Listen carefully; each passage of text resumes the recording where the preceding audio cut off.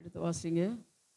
13வது அதிகாரத்தில் நீங்கள் பார்க்கும்போது, பஸ்கா பண்டிகை முன்பாக இயேசு இவ்வுலகத்தை விட்டும் பிதாவினிடத்திற்குமே போகும்படியான தம்முடைய வேலை வந்தது என்று அறிந்து, தாமே இவ்வுலகத்தில் இருக்கின்ற தம்முடையவர்களிடத்திலே அன்பு வைத்தபடியினாலே முடிவு பரியந்தம் அவரிடத்திலே அன்பு வைத்தார்.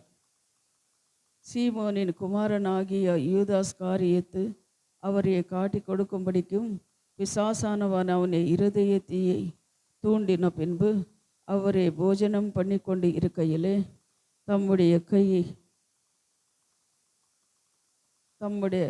கையில் பிதா எல்லாவற்றையும் ஒப்பு கொடுத்தார் என்பதையும் தாம் தேவனிடத்திலிருந்து வந்ததையும் தேவனிடத்திலிருக்கு போகின்றதையும் இயேசு அறிந்து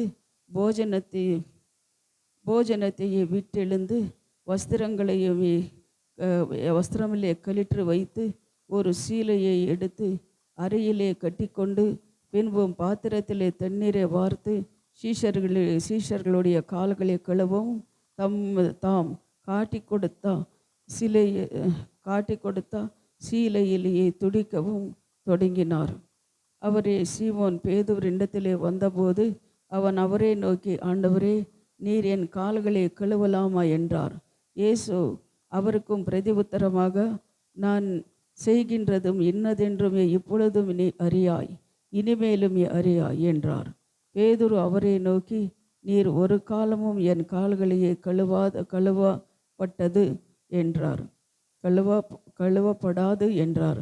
இயேசு அவருக்கு பிரதி உத்தரமாக, நான் உங்களை கழுவவிட்டால் என்னிடத்திலே உனக்கு பங்கில்லை என்றார். அதற்கும் சீமோன் பேதுரு அவரிடத்து, ஆண்டவரே, என் கால்களை மாத்திரமல்ல, என் கைகளையும் என் தலையுமே கழுவ வேண்டும் என்றார். இயேசு அவரை நோக்கி, முழுங்குகின்றவன் தன்னை கால்களை மாத்திரமே கழுவ வேண்டியதாயிருக்கும், மற்றபடி அவனை முழுவதும் சுத்தமாய் இருக்கின்றான். நீங்களே சுத்தமாய் இருக்கிறீர்கள், ஆகிலும் எல்லாமே அல்ல என்றார். ஸ்தோத்திரம், ஹல்லேலூயா. இந்த வசனத்தை நம்ம பார்க்கும்போது இயேசு கிறிஸ்து அவர் பஸ்கா பண்டிகை அன்னைக்கு இயேசு கிறிஸ்து என்ன செய்தார் என்று நம்மளுக்கு தெரியும். ஏன்னா பஸ்கா பண்டிகை வரும்போது அவருக்கு தெரியும், நான் இனிமேல் சிலுவையில் போடுறாங்க, சிலுவையில் அறியப்படுவேன் அப்படின்னு சொல்லி அவர் என்ன பண்ணுறாரு, சீஷர்கள் கால்கள் அவ்வளோ கழுவினார் அப்படின்னு சொல்லி நம்ம பார்க்குறோம். எதுக்காக அவர் கால்கள் கழுவினார் அப்படின்னு சொல்லி நம்ம பார்க்கும்போது, தாழ்த்துறது, தன்னையே தாழ்த்துறது. நீ ஏழைப்பட்டா, நீ பணக்காரன் அப்படின்னு சொல்லி பார்க்காதபடி, நான் எப்படி உங்கள் கால்கள் தாழ்மையோடு கழுவுகிறேனோ அதே போல் இந்த உலகத்தில் நீங்கள் கூட தாழ்மையோடு இருக்கணும். உங்களும் இப்போ பார்த்தீங்கன்னா, ஒரு ஏழைப்பட்டவன் காலை நீங்கள் தொட்டு கழுவுறீங்களா? அந்த மனசு நம்மளுக்கு இருக்கா? அந்த ஹிருதயம் நமக்கு இருக்கா அப்படின்னு நம்ம நினச்சி பார்க்கணும். ஒரு ஒன்றுக்கு உதவனே இப்போ தெருவில் போகிறான் பிச்சைக்காரன், அவர் என்ன பண்ண, அவனுக்கு கால்கள் எப்படி இருக்குன்னா அலீஜாக இருக்கும், அழுக்காக இருக்கும். அந்த கால்களை பிடிச்சி நீ கழுவுவியா அப்படின்னு சொல்லி நம்மளே கேள்வி கேட்கணும். ஆனால் அவர் எப்படிப்பட்டவர் கால் கழுவினார்? யார் கால் கழுவினார் அப்படின்னா, மீன் பிடிக்கிறவங்களுக்கு கால்கள். மீன் அவங்களுக்கு எப்படி இருப்பாங்க? ஸ்மெல்லு ஒரு மாதிரி ஸ்மெல்லாக இருக்கும். ஆனால் அவங்களுக்கு கால்கள் எல்லாம் கழுவி அவர் வஸ்திரத்தை எடுத்து துடித்து அவருக்கு சொல்கிறாரு, நான் எப்படி உன் கால்கள் கழுவுறேனோ அதுபோல் நீங்கள் என்ன பண்ண, ஒருத்தருக்கு ஒருத்தர் கீழ்ப்படிந்து நீங்கள் இருக்கணும் அப்படின்னு சொன்னார். நம்ம எத்தனை பேர் இந்த உலகத்தில் நம்ம அப்படி இருக்கிறோம்? எத்தனை பேர் அப்படி கீழ்ப்படிந்து நம்ம இருக்கிறோம்? தேவனுக்கு எத்தனை பேர் நம்ம முக்கியத்துவம் கொடுக்குறோம்? அவர் சொன்னபடி எத்தனை பேர் நம்ம நடந்து கொண்டு இருக்கிறோம்? நம்மளே நினைச்சு பார்க்கணும். ஒரு நாள் நான் சொல்லியிருக்கிறேன், நம்ம சபையில் நான் மார்த்தாண்டத்துக்கு போனேன். போகும்போது ஊழியக்கார கூடும் ஃபஸ்ட்டு நான் அங்கே தான் போயிருக்கிறேன். அந்த கூட்டத்தில் நான் போகும்போது 3 நாள் உபாசம். அந்த உபாசத்தில் நான் உக்காந்துருக்கிறேன். என்னால் முடியல. இருந்தாலும் அவர் என்ன பண்ணாங்கன்னா, 3 நாள் உபாசம் இருந்து தான் ஆகணும் அப்படின்னு சொன்னாங்க. அப்போ 3 நாள் நான் உபாசம் அங்கே இருந்தேன். 3ஆவது நாள் கால் கழுவுறது சடங்கு வச்சாங்க. அந்த சடங்கு வைக்கும்போது மழை வேறு, அந்த தூறல் ஜென்ஸ் ஒரு பக்கம், லேடிஸ் ஒரு பக்கம் என்ன பண்ணாங்கன்னா நின்றுட்டு இருக்கிறாங்க. அது நானும் நின்றுட்டு இருக்கிறேன். 3வது நாள் நின்றுட்டு இருக்கும்போது அப்போது மண்ணெல்லாம் கசகசான்னு இருக்குது கீழே. எனக்கு செப்பலெல்லாம் போடல, கீழேவே நின்று இருக்கிறோம். நாங்கள் என்ன பண்ணோம், நின்று இருக்கிறோம், லைனாக நின்று இருக்கிறோம். ஒருத்தர் ஒருத்தர் ஒரே பேஷனு, ஒரே துணி, ஒரே தண்ணி. அதில் என்ன பண்ணாங்க, கால் கழுவி என்ன அதே துணியில் துடைக்கிறாங்க. எனக்கு ஒரு மாதிரி, ஐயோ எப்படி எல்லாம் ஒரே ஒரே பேஷனில் ஒரே இதில் துணி துடைக்கிறாங்களே, ஐயோ எப்படி அப்படின்னு சொல்லி ஒரு மாதிரி என் உள்ளம் எப்படி இருக்கிறதுன்னா ஒரு மாதிரி அருவே இருக்குது என் உள்ளம். அப்போது நான் நினச்சேன், ஐயோ சீக்கிரமாக இதாச்சுன்னா நல்லா இருக்குமே அப்படின்னு சொல்லிட்டு சரி போகிறேன். எனக்கு முன்னாடி ஒரு அம்மா போகிறாங்க.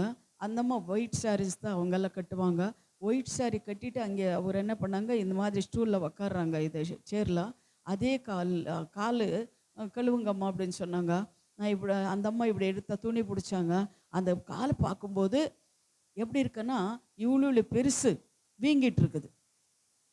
அந்த காலை நான் பார்க்குறேன், கருப்பாக இருக்குது. அந்த காலை மேலே புழு ஓடுற மாதிரி எனக்கு தெரியுது. யானைக்காலுன்னு சொல்லுவாங்க இல்லையா, யானைக்கால் அந்த மாதிரி கால். ஆனால் அது மேலே புழு போடுற மாதிரி எனக்கு இருக்குது. எனக்கு கண்ணுக்கு அப்படி அந்த மழை பெய்யறதுக்கு, அந்த கீழே அந்த சேருக்கு, அந்த அம்மா காலுக்கு, அந்த ஒரே தண்ணியில் கழுவுறதுக்கு எனக்கு பார்த்தா அந்த அம்மா கால் அப்படி ரொம்ப கஷ்டப்பட்டுட்டு இருக்கிறேன் நான். அப்போ நான் என்ன பண்ணேன், கண்ணு மூடிட்டு ஏசப்பா இதெல்லாம் என்னப்பா, இந்த அம்மா கால் நான் கழுவணுமா, இப்படி இருக்குதே இந்த கால் அப்படின்னு சொல்லிட்டு நான் என்ன பண்ணேன், கண்ணு மூடிட்டு அதே துணியில் அதே தண்ணியில் என்ன பண்ணேன்னா கால் கழுவுனேன். கழுவுனுக்கு அப்புறம் என்ன உக்கார சொன்னாங்க, நானும் உக்காந்து அதே துணி அதே தண்ணியில் கழுவுனாங்க. அந்த அம்மா அந்த காலை கழுவுனதுக்கு அப்புறம் எனக்கு காலில் நமச்சில் வந்துடுச்சு.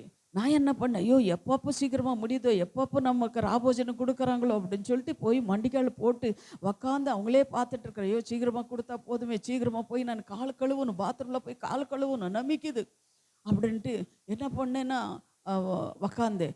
ராபோஜனம் கொடுத்தாங்க, வாங்கிட்டு ஓடி போய் பாத்ரூமில் எனக்கு காலெல்லாம் க்ளீனாக கழுவுனேன். நல்லா தண்ணியில் பைப்பில் தண்ணி விட்டு நல்லா கழுவிட்டு அதுக்கப்புறம் சரி பாஸ்டர் சொன்னாங்கம்மா, எனக்கு ஒரு ரூம் கொடுத்துருந்தாங்க. ரூமில் உங்களை கூட்டிகிட்டு போய் விடுறேம்மா வாங்கன்னு சொல்லி என்னை கூட்டிகிட்டு போய் அந்த ரூமில் விட்டா அந்த அந்த ஓனர் அம்மா இது நிறைய வெரைட்டி மீன் செஞ்சு வச்சுருக்குறாங்க. ஏன்னா அந்த மார்த்தாண்டத்தில் அங்கெல்லாம் கடல் இருக்கிறனால மீன் வெரைட்டியாக மீன் போண்டா, மீன் பொஜ்ஜி எதேதோ செஞ்சு வச்சுருக்குறாங்க. அதெல்லாம் எடுத்துகிட்டு வந்து டேபிளில் வைக்கிறாங்க. ஆனால் ஆண்டவர் அதுதான் அந்த அம்மா காலை மட்டும் தான் எனக்கு காட்டுறாரு. அது புழு ஓடுற மாதிரி தான் எனக்கு கண்ணில் காடுது. அப்போ நான் சொன்னேன், வேண்டாம் நிர்மலா வேண்டாம், அந்த அம்மா பேர் நிர்மலா வேண்டாம். அந்த அம்மா சொல்லுது, இல்லை 3 நாள் உபாசம் இருக்கிறேன், எங்கள் வீட்டுக்கு வந்திருக்கிறேன், எனக்கு சாப்பிட்டுட்டு தான் போகணும் அப்படின்றாங்க. அப்போ என்னால் முடியல. அதெல்லாம் பார்க்கும்போது எனக்கு அந்த மாதிரி புழு மாதிரி தெரியுது. அப்போ நான் சொன்னேன், என்னால் முடியல, அப்புறம் பார்த்துக்கலாம் அப்படின்னு சொல்லிட்டு நான் என்ன பண்ணேன், அப்படியே கண் மூடிட்டு சாஞ்சிட்டு அப்படியே உக்காந்துருக்கிறேன். அப்போ அந்த அம்மா வந்து சொன்னாங்க, சிஸ்டர் ஒரு மாதிரி இருக்கிறீங்க, இங்கே ஒரு ப்ரேயர் நடக்குது கடல் ஓரமா, அங்கே நம்ம போல வாங்க, பெண்டெகோஸ்ட் அந்த ஜனங்க நடத்துகிறாங்க அப்படின்னு சொல்லிட்டு கூட்டிகிட்டு போனாங்க. அப்போ கூட்டிகிட்டு போனால் அந்த மணல் நிறைய மணல் இருக்கிறது. அந்த மணலில் போய் உக்காந்தேன். ஏன்னா கடலில் நிறைய ஜனங்க இருக்கிறாங்க. அப்போ அந்த லாஸ்ட்டில் போய் நான் உக்காரேன். ஃபுல்லு திருவிழாத்த மாதிரி இருக்குது. அந்த உக்காரும்போது எனக்கு டயர்டு, 3 நாள் உபவாசம். சரி பக்கத்தில் அந்த அம்மா உட்காந்துருக்காங்க, எப்படி அம்மா நம்ம போகலாம் அப்படின்னு கைப்பட வச்ச பரிசுத்த ஆவியானவர் இறங்கினார். இறங்கிட்டு அந்த அம்மா கால் காட்டுறாரு, எனக்கு கூட பேசுகிறாரு. அந்த அம்மா கால் காட்டுறாரு, எனக்கு கூட பேசுகிறாரு. ஆண்டவர் சொல்கிறாரு, நீ என்னோட ஊழியம் செய்யணும்னு சொல்லி நீ வந்திருக்கிற, நான் குஷ்ட ரோகிகளை தொட்டு சொஸ்தமாக்குறேன். அந்த அம்மா கால் பார்த்து நீ அறிவிருக்கிறேன், நீ என்னோட ஊழியம் செய்கிறதுக்கு உனக்கு தகுதி இல்லை அப்படின்றாரு. அப்போ நான் சொல்கிறேன், ஆமாம் ஆண்டவரே என்னை மன்னிச்சிடுங்கன்னு சொல்லி 1/2 மணி நேரம் அந்த மண்ணில் நான் உருண்டி இருக்கிறேன். 1/2 மணி நேரம் எல்லாம். அதுக்கப்புறம் என்ன பண்ணாங்கன்னா என்னையே பார்த்துட்டு இருக்கிறாங்க. கண்ணு திறந்து பார்க்குறேன், தேவனை சொல்லி காட்டியிருக்கிற அந்த காட்சியெல்லாம் எனக்கு கண்ணு முன்னாடி வருது. அந்த அம்மா சொல்கிறாங்க, என்ன ஆச்சு அம்மா அப்படின்னு சொல்லி. அப்போ நான் சொல்கிறேன், இந்த மாதிரிலாம் நடந்தது இன்னைக்கு. அந்த அம்மா கால் பார்த்தாவே எனக்கு அருவேறு வந்தது.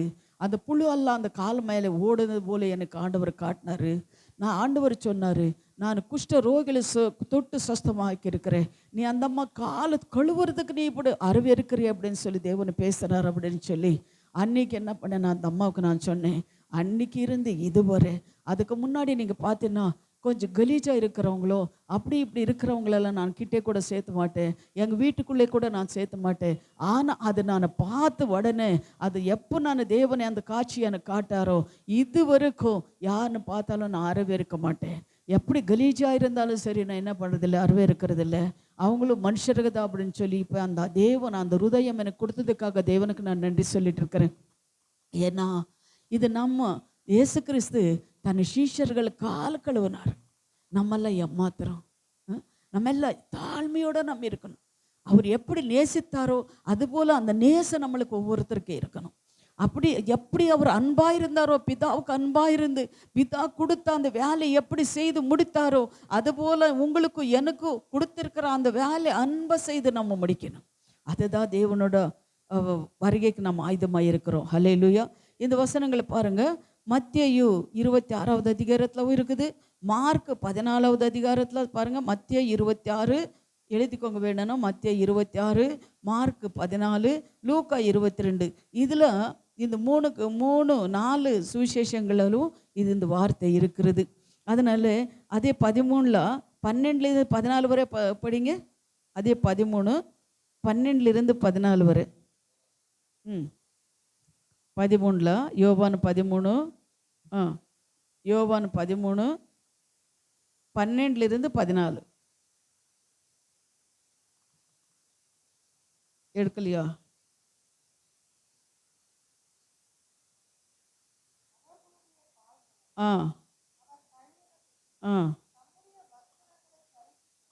தம்முடைய வஸ்திரங்களை தரித்து கொண்டு திரும்ப உட்கார்ந்து அவர்களை நோக்கி, நான் உங்களுக்கு செய்ததை அறிந்திருக்கிறீர்களா?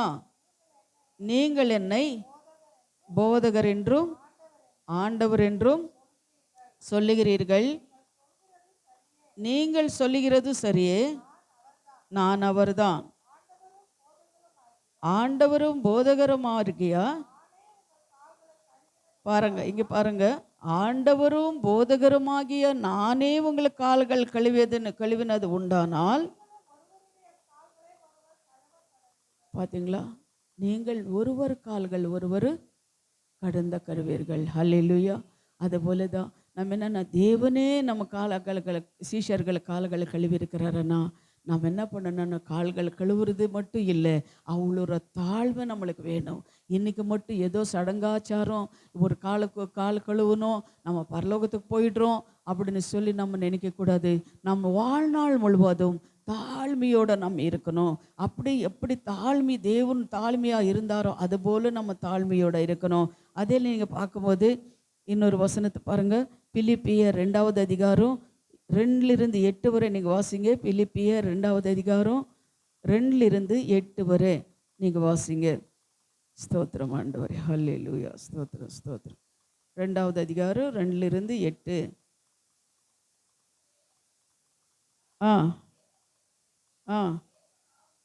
ఏక మనసు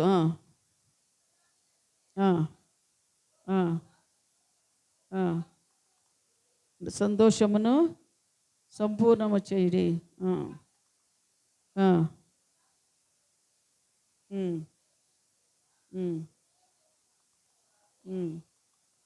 తమిళవాసి ஏக சிந்தையும் ஏக அன்புள்ளவர்களாயிருந்து இசைந்து ஆத்மகளாய் ஒன்றியே சிந்தித்து என்ன சந்தோஷத்தை, யார் சந்தோஷத்தை இயேசுவின் சந்தோஷத்தை நிறைவாக்குங்கள். நீங்கள் எப்படி இருக்கணுமா? ஏக சிந்தை உள்ளவர்களாயிருங்க. ஒன்றையும் வாதினாலாவது வீண் பெருமையினாலாவது செய்யாமல், மனத்தாழ்மையை, பெருமைக்காகவும் ஆடம்பரத்துக்காகவும் நம்ம செய்யக்கூடாது. நம்ம எதுக்காக செய்யணும்னா மனத்தாழ்மைக்காக நம்ம செய்கிறவங்களா இருக்கணும். ஒருவொருவர் தங்களிலே மேன்மையானவர்களாக எண்ணக்கடுவீர்கள்.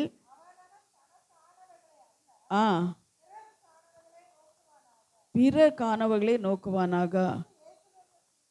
கிறிஸ்து எப்படி இருக்கிற சிந்தை நமக்கு சிந்தை? கிறிஸ்து இயேசுவிலிருந்து சிந்தையே உங்களிலே இருக்க கடவது. அவர் தேவனுடைய ரூபமாயிருந்து தேவனுக்கு சமமாயிருப்பதை எண்ணாமல் தம்மை தாமே வெறுமையாக்கி அடிமையின் ரூபம் எடுத்து மனுஷர் சாயலானார். ஹல்லேலூயா. தம்மை தாமே தாழ்த்துகிறார் அவர். ஹல்லேலூயா. மனுஷ ரூபமானார். மனுஷ ரூபமாய் மரண பர்யந்தம்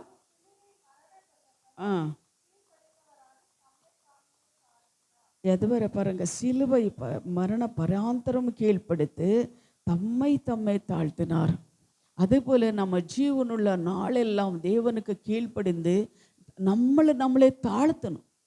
நம்மளே தாழ்த்தணும். உயிருற வர நம்மளே தாழ்த்துறவங்களாக நம்ம இருக்கணும். ஹல்லேலூயா. அதே போல கலாத்தியர் 6வது அதிகாரம் 1-2 வாசிங்க.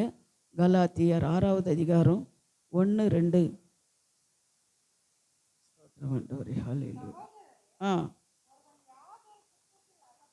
யாதொரு குற்றத்தில் அகப்பட்டால் ஆவிக்குரியவர்களால் நீங்கள் சாந்தமுள்ள ஆவியோடு அப்படிப்பட்டவனை சீர்பொருந்த பண்ணுங்கள். நீயும் சோதிக்கப்படாதபடி. ஹல்லேலூயா. ஹல்லேலூயா. ஆமாம், நம்ம என்ன பண்ண, சோதிக்கப்படாதபடி நம்ம எச்சரிக்கையாக இருக்கிறவங்களாக இருக்கணும். மூன்றாவதாக மத்தேயு 20 மத்தேயு 20:26-28. மத்தேயு 20:26-28.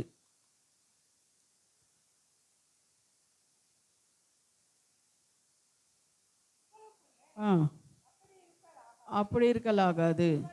உங்களில் எவனாகிலும் பெரியவனாயிருந்த விரும்பினால் அவன் உங்களுக்கு பணிவிடைக்காரனாயிருப்பான். உங்களில் எவனாகிலும் முதன்மையானவனாயிருந்தால் ஊழியக்காரனாய் இருக்க கடவான். மனுஷகுமாரனும் ஊழியம் கொள்ளும்படி வராமலும் ஊழியம் செய்யவும் ஆரேகரை நீக்கும் பொருளாக தன் ஜீவனே கொடுக்க வந்தார். ஹல்லேலூயா. எதுக்காக வந்தார்? தன் ஜீவனை கொடுக்கறதுக்காக வந்தார். அவர் ஊழியம் செய்கிறதுக்காக, தன் ஜீவனை கொடுக்கறதுக்காக. ஒன்றாவதாக நாம் பார்க்குறோம், அவர் நம்மளுக்கு கற்றுக் கொடுத்தாரு. இந்த உலகத்தில் நம்ம எப்படியெல்லாம் இருக்கணும், எப்படி வாழணும் அப்படின்னு சொல்லி தேவன் நம்மளுக்கு கற்றுக் கொடுத்தாரு. ரெண்டாவதாக நம்ம பார்க்குறோம், நாம் பார்க்கும்போது நம்ம பாவங்களை தாழ்த்தினார். அவர் என்ன பண்ணுறாரு? தாழ்த்தினார். தம்மையே தாமே அவர் என்னால் தாழ்த்தினார். அதுபோல தான் நம்ம என்ன பண்ணோம், தம்மையே தாமே தாழ்த்தணும். அந்த பெருமை ஆடம்பரம் நம்மளுக்கு இருக்கக்கூடாது. நம்ம ஜீவனுள்ள நாளெல்லாம் தேவனோட வருகை வர நம்ம என்ன பண்ண, எங்கே போனாலும் சரி நம்மளே தாழ்த்தணும். அதுக்காக தான் அவர் வந்தார். மூன்றாவதாக நம்ம பார்க்கும்போது அவர் என்ன பண்ணுறார்? தம்முடைய ஜீவனை கொடுக்கறதுக்காக வந்தார். ஹல்லேலூயா. தம்முடைய ஜீவனை கொடுக்கறதுக்காக. ஏன்னா நம்ம பாவங்கள் எல்லாம் சுமக்கிறதுக்காக, நம்ம பாதாளத்துக்கு போகாதபடி நம்ம நித்திய ஜீவனை கொடுக்கறதுக்காக தேவன் நமக்காக வந்தார். அதனால் நம்ம தாழ்மையோட தேவனோட ராஜ்யத்துக்கு நம்ம போகணும்னா தாழ்மை இருக்கணும். அதுக்காக அதை இயேசு ஒரு மாதிரியாக வந்து நம்மளை என்ன பண்ணுறாருன்னா காட்டி கொடுத்தார். ஹல்லேலூயா. நம்மளை மீட்டு கொண்ட ரத்தத்தினாலே நம்மளை மீட்டு கொண்டாருன்னு கூட நம்ம சொல்லலாம். தேவ நாமத்துக்கு ஸ்தோத்திரம் உண்டாவதாக. இந்த வார்த்தைகளை தேவனுக்கு கொடுத்ததுக்காக தேவனுக்கு நம்ம நன்றி சொல்வோம். அப்படியே கொஞ்ச நேரம் நம்ம ஜெபம் பண்ணிவிட்டு அதுக்கப்புறம் நம்ம கால்களை கழுவலாம். ஸ்தோத்திரம் ஆண்டவரே. ஜெபிக்கலாம். ஸ்தோத்திரம்.